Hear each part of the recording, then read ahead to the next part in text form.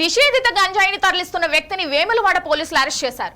నిందితుల నుండి 14 కిలోల 590 గ్రాముల గంజాయిని సీజ్ చేసినట్లు తెలిపారు. ఈ సందర్భంగా జిల్లా ఎస్పీ అఖిల్ మహాజన్ మాట్లాడారు. నిందితుడు ఒరిస్సా రాష్ట్రానికి చెందిన పట్టి బీర్షా అనే వ్యక్తి గుర్తు తెలియని వ్యక్తుల దగ్గర గంజాయి కొనుగోలు చేసి వేములవాడ ప్రాంతంలో గంజాయికి అలవాటు పడ్డ వారికి అమ్ముతున్నట్లు తెలిపారు. జిల్లాలో గంజాయి నిర్మూలనకు పటిష్టమైన చర్యలు తీసుకుంటామని, గంజాయి అక్రమ రవాణా జరిపే వారిపై కఠిన చర్యలు తప్పవని ఎస్పీ హెచ్చరించారు.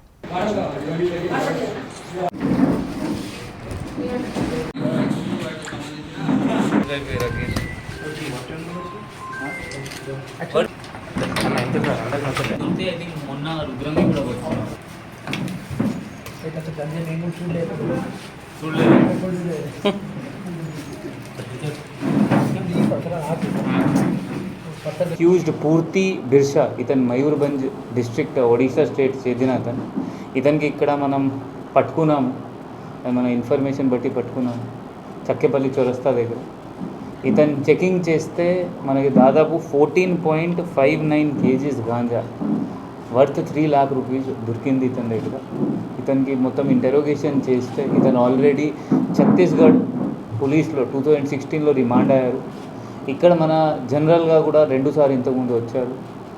దానిలో ఇతను గ్రెనైట్ ఫ్యాక్టరీలో పని చేసిన వాళ్ళు, లేబర్ వర్క్ చేసిన వాళ్ళు, వేరే స్టేట్ వాళ్ళు ఉంటారు, వాళ్ళకి ఇతను అమ్ముతారు. ఇక్కడ వచ్చి చిన్న చిన్న బ్యాగ్స్ చేసి చిన్నది హాఫ్ ఒక ప్యాకెట్కి హాఫ్ చేసి వాళ్ళకి అమ్ముతారు. ఆ గాంజాయి అలవాటు అంటే వీళ్ళకి ఫస్ట్ అలవాటు ఇస్తారు, కొంచెం ఫ్రీగా ఇచ్చి, దాని తర్వాత వాళ్ళు అలవాటు అయిన తర్వాత వీళ్ళు ఇతనికి అడుగుతారు. అదే ఇన్ఫర్మేషన్లో ఇతనికి పట్టుకున్నాము మనం. ఇప్పుడు ఇతను పెద్ద గాంజా దొరికింది అంటే ఇతను 100% పీడీ యాక్ట్ కూడా ఎలిజిబుల్ అవుతారు. అది పీడీ యాక్ట్ కూడా పెడతాము మనం.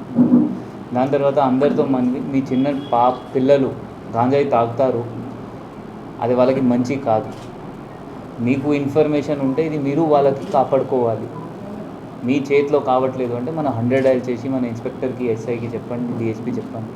మనం కౌన్సిలింగ్ ఇస్తాము వాళ్ళకి.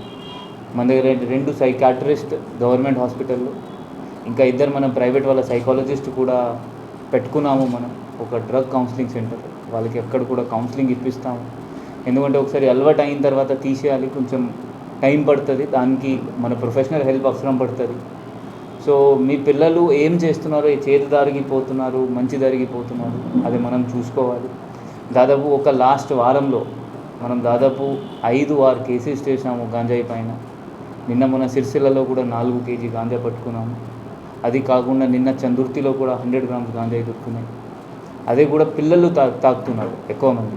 దాంతో భవిష్యత్ వాళ్ళ తర్వాత ఫ్యూచర్లో వాళ్ళ కెరియర్ ఖరాబ్ అవుతుంది. అమ్మా నాన్నకి చూసుకోవడానికి వాళ్ళ పరిస్థితి ఉండదు. ఎందుకంటే ఇప్పుడు మనం యాక్షన్ తీసుకోవాలి.